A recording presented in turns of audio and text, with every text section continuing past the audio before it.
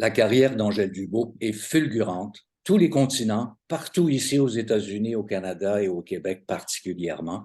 Et c'est un plaisir, même un honneur d'une certaine façon, de rencontrer Angèle Dubeau. Bonjour Angèle. Bonjour. Quelqu'un de ta Tu vas connaissance? bien. Oui, tout à fait. Bonjour, bonjour Sylvie. Allô, Angèle. Comment vas-tu, premièrement? Je vais très bien. J'ai beaucoup d'énergie. Je travaille actuellement sur non seulement la préparation de concerts, mais aussi à développer du répertoire pour mon prochain enregistrement. Alors ça, c'est toujours une période qui m'amuse et qui me nourrit énormément parce que j'ai une nature curieuse. Alors, je pars à la découverte. Puis aujourd'hui, hein, on a des instruments extraordinaires pour partir à la découverte de musique. Alors, j'écoute différents compositeurs et ben là, je suis très, très concentrée par contre sur le minimaliste avec Philippe Glass. Et ça, c'est une musique qui me nourrit énormément. Ben, je suis très content que tu en parles maintenant parce qu'on va prendre un peu de temps pour parler aussi de ton aventure avec Baranovsky, Alex Baranovsky, et aussi faire un petit retour sur Elle, où il y a plusieurs compositeurs d'ici qui sont à la... Compositrice. Compositrices, pardon, oui. Oui. Mais puisque tu as lancé l'idée, ce concert de Philippe Glass que vous allez présenter à la salle Bourgie se veut en quelque sorte, si j'ai bien compris, euh, un mélange, si on veut, un retour sur ce que tu as déjà produit sur disque en 2008, Philippe Glass, et ce Mhm. qui va sortir très bientôt aussi, non? Oui, tout à fait. Ce qui va s'enregistrer au mois de juin et qui sortira au courant de la saison prochaine. Euh, Philippe Glass, pour moi, j'ai connu Philippe Glass dans découvert, je devrais dire, la musique de Philippe Glass dans les années 80, comme beaucoup de gens. Et ce mouvement minimaliste, cette musique répétitive et tout. Et vraiment, ça m'impressionnait. J'avais une curiosité vers cette musique. Mais à ce moment-là, ben, j'étais dans les concertos, les Tchaïkovski, les Beethoven, les Brahms et tout. Alors, j'ai mis un peu de côté. Dans les années 90, j'ai replongé dans cette musique et d'une très belle façon puisque je suis rentrée en contact avec Philippe Glass et Philippe, à ce moment-là, venait tout juste à écrire le premier concerto de violon.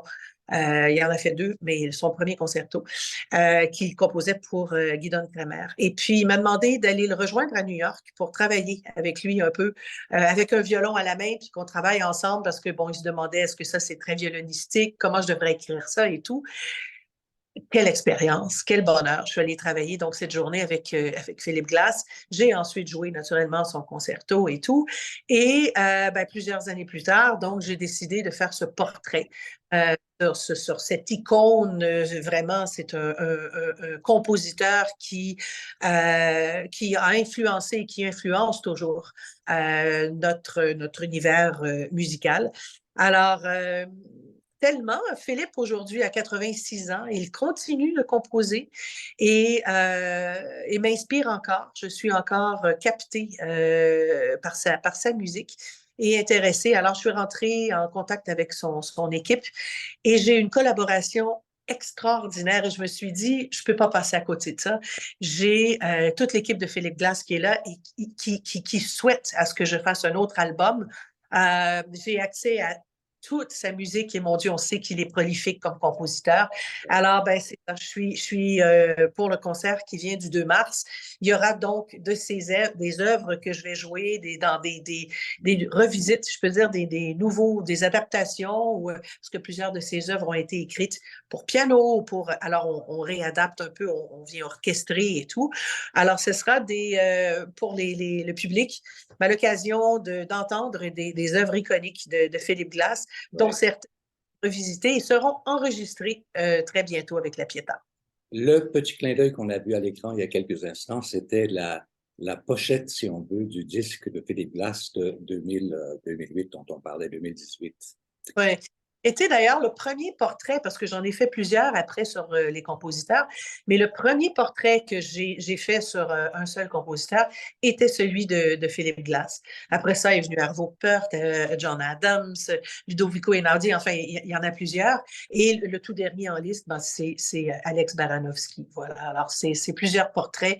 Je trouvais que portrait allait très bien à ces albums parce que ce que j'essaie de faire, c'est un survol, un petit survol sur l'ensemble de l'œuvre de ces grands compositeurs.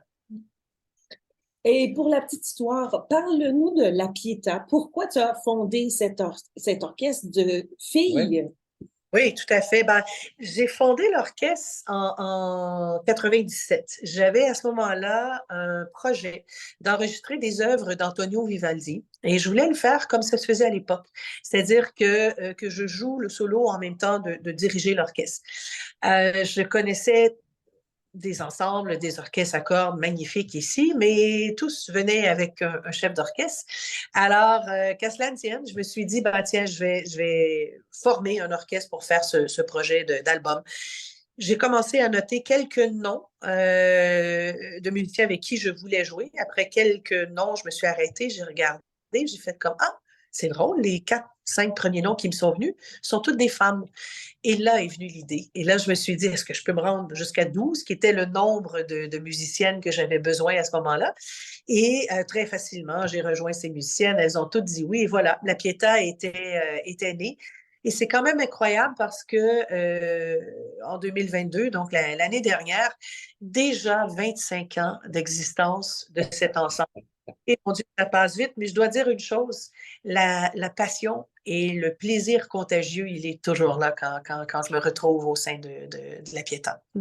Ce qui est fabuleux, c'est que tu as cassé un plafond de verre en même temps, en faisant ça. C'est-à-dire qu'une équipe totalement féminine avec quelqu'un qui fait les arrangements qui est toi. Et moi, j'en revenais pas. Puis les gens qui étaient autour de moi aussi passaient le même commentaire. Ça y est, on est rendu. Hum. Ouais, c'est évident que euh, de jouer avec des musiciennes, et de toute façon, c'est un groupe de musique de chambre, parce qu'on s'entend que c'est un ensemble là, qui est quand même restreint, en fait, qui va bouger d'après les œuvres que j'interprète, qui est malléable. Euh, mais c'est des musiciennes avec qui je suis maintenant très, très habituée de jouer. Et ça, c'est le grand bonheur en musique, parce que c'est là où la parole est plus nécessaire. On se devine. Euh, et c'est mon bonheur, parce que pour moi, c'est la musique à son maximum. C'est-à-dire que j'ai pas besoin de jouer exactement pareil tous les soirs parce que c'est pas nécessaire. Tout le monde est à l'écoute de tout le monde et on bouge ensemble. Je l'appelle mon petit bolide de course. Alors, si je viens influencer par un tempo, j'ai pas besoin de vraiment faire des grands signes ou quoi que ce soit. Elles l'ont déjà deviné.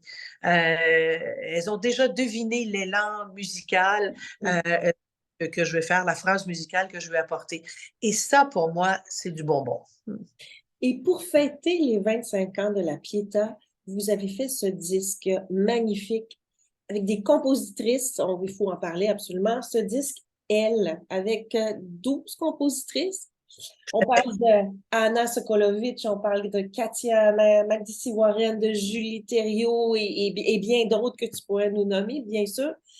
Mais d'où est venue cette idée de 12 compositrices pour cet album? Ben, j'essayais de trouver une façon de souligner les 25 ans de la Pietà. Alors, naturellement, la réponse m'est venue en musique. Et je me suis dit, ben, il est temps que je le fasse. Pourquoi pas aller vers des femmes compositrices? Naturellement, j'en ai joué au fil des ans dans ma carrière. Mais là, je voulais vraiment réunir sous un même opus toutes des femmes. Alors, encore là, je suis partie à la découverte. Bon, les compositrices que tu nommais sont des compositrices ici, des Québécoises. Mais j'ai commencé en pensant à Hildegard von Bingen, par exemple, qui est une musique de lumière, sa musique vient, elle a traversé les siècles, puisque sa musique vient du 12e siècle. Et c'était une poétesse, une papesse, enfin, compositrice, docteur et tout. Elle composait déjà à ce moment-là et on a encore des écrits d'Hildegard de von Bingen aujourd'hui.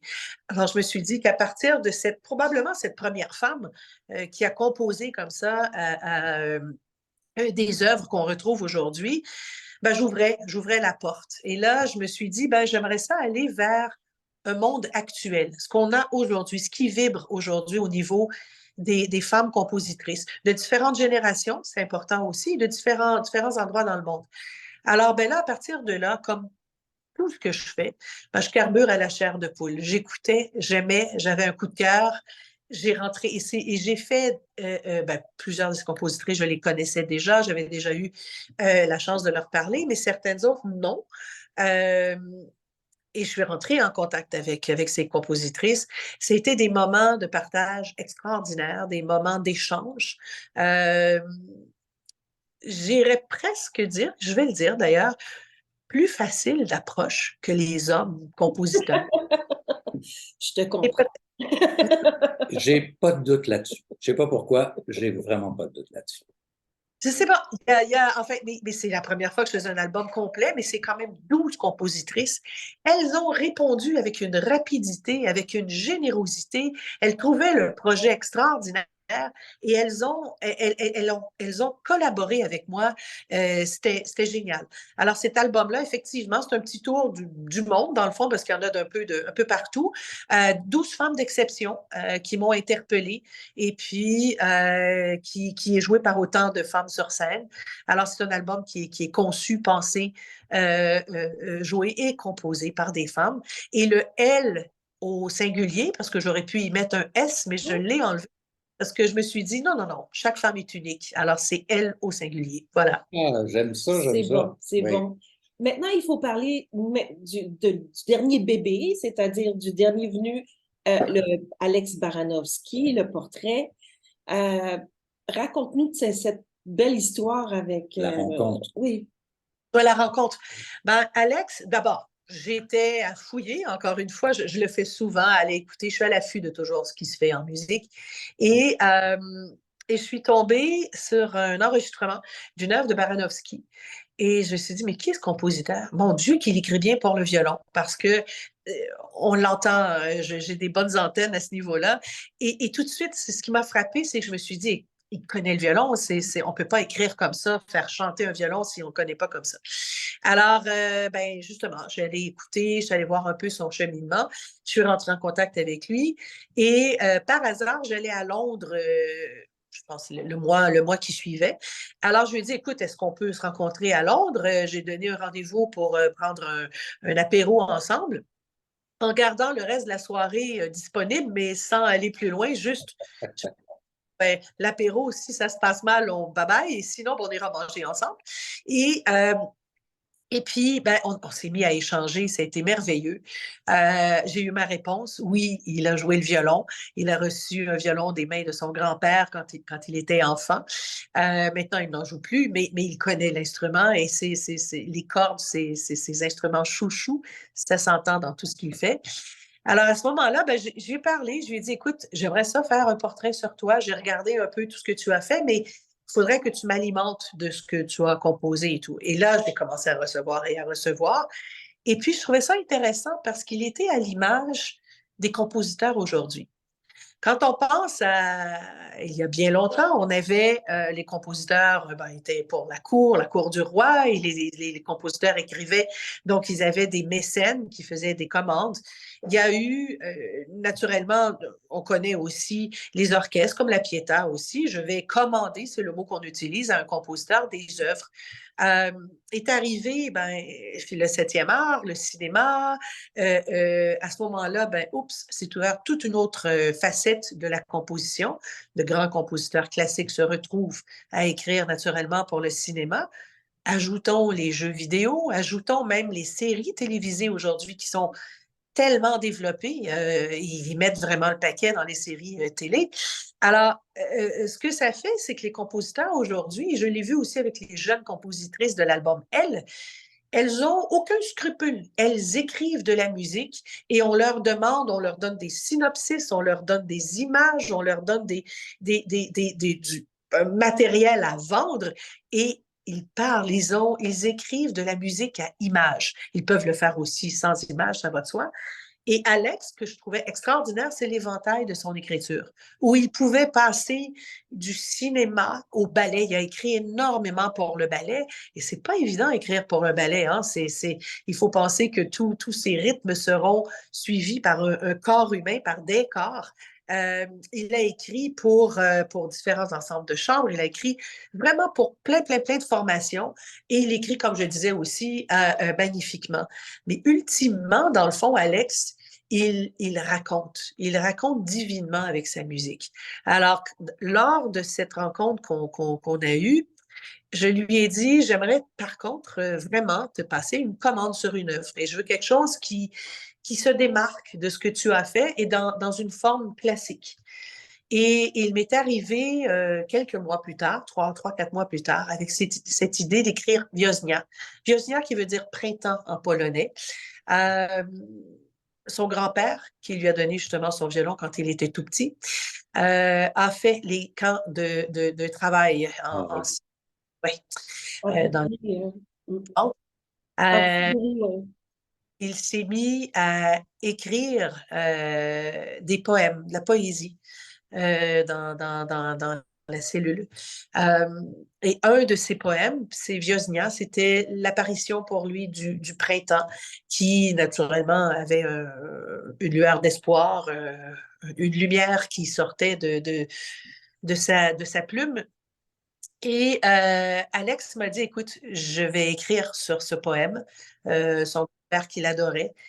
Et ça donne vraiment une musique poignante. C'est une musique qui, quand je disais qu'il raconte divinement, euh, ça donne des frissons. Dès les premières notes, on ressent, on peut essayer d'imaginer ce que ressentait cet homme dans sa cellule et qui avait cet espoir de revoir le printemps. C'est une œuvre magnifique, c'est pour violon solo avec cordes et puis ben ça, c'est un cadeau inestimable que Si Alex. je comprends bien, tu es allé manger avec Alex. Oui, oui, oui. c'est ça. Et puis finalement, on est allé au resto et on s'est reparlé souvent par la suite. On a échangé énormément et ça a cliqué tout de suite. Il a exactement compris ce que je cherchais. Et puis, il était aussi très heureux que je veuille donner cette importance à son œuvre. Alors, parce que les compositeurs sont quand même des gens qui sont très solitaires. On les voit très rarement sur scène. Certains de ces compositeurs jouent eux-mêmes leurs compositions, ça c'est une autre chose, mais d'autres, comme Alex, composent, offrent l'œuvre, et puis voilà, il l'entend par la suite, mais il reste quand même dans sa solitude pour écrire. Alors on a été pendant un an à vraiment s'échanger, il me faisait entendre des choses, il me disait, écoute, je viens d'écrire ça, est-ce que ça te plaît, est-ce que je développe là-dessus? Je dis, oui, j'adore ça, ou non, ça il y a déjà assez d'œuvres lentes, je veux avoir plus, et on se parlait comme ça, on échangeait, c'était merveilleux. Et pour ce disque, tu as aussi eu la collaboration de François Vallière pour les Oui, arrangements, adaptations. Peux-tu nous dire un petit mot sur François qui commence à avoir une Prends belle sa carrière place. aussi? oui, non, tout à fait. Moi, ça fait plusieurs années que et je suis une femme fidèle. Alors, quand ça va, on garde ainsi. Euh, François est un excellent altiste, un musicien, euh, et il connaît la Pietà naturellement, comme je dis, depuis plusieurs années, il écrit. Alors au début, quand on a commencé, quand j'ai demandé à faire des adaptations, parce que j'ai en tête ce que je veux, je donne la structure, je dis à François, écoute, bon, ben le violon est là au centre, on veut, mais ça serait beau au cello, ça serait, donc je décortique tout ça. C'est moi aussi qui souvent va dire, ben on coupe là, parce que des fois, il n'ose pas le faire. J'ai pas de scrupules, je me dis que je revisite, alors je peux me donner, je peux donner ce choix s'il est nécessaire. Alors, une fois que ça c'est fait, ben, c'est lui qui part avec son ordinateur et puis qui fait justement toutes les adaptations que je lui demande. Au début, ben, c'était un petit peu plus lent parce que c'était, ah, ben écoute, on est juste 3 sur ça serait mieux. Bon, c'est lui, tu vas comprendre, 2 en bas, 1 en haut pour les diviser et tout, pour diviser les sections. Mais maintenant, je n'ai plus besoin de rien dire. Encore une fois, il me devine et on se connaît très bien. Fait qu'à ce niveau-là, c'est d'une efficacité, d'une rapidité et c'est du sur-mesure. Et ça, il n'y a rien de tel. Ça, c'est le Euh, cadeau, comme tu dis. partie ça fait partie aussi de notre signature, la Pietà. Non seulement de la sonorité, ça, je suis très fière parce qu'on a développé, j'ai su, je devrais dire, j'ai su inculquer à l'ensemble une sonorité qui nous est propre. Les gens me le disent. Ah, j'ai écouté, après 10 secondes, je savais que c'était la Pietà qui jouait. Alors écoute, Angèle, Oui, j'aimerais rappeler en conclusion qu'il y a le portrait de Philippe Glass qui va être présenté évidemment à la salle Bourgie, Angèle oui, Dupont de la Pietà, bien sûr, Le 2 mars. le 2 mars à 19h30. Et ensuite, il y aura au mois de mai, le 2, c'est-à-dire au 2 avril, toi et la Pietà toujours, avec un portrait de Ludovico Einaudi, et on aura oui. sans doute l'occasion d'en reparler plus tard. Ça me fera grand plaisir. Merci beaucoup, Angèle. Merci, Angèle. Merci.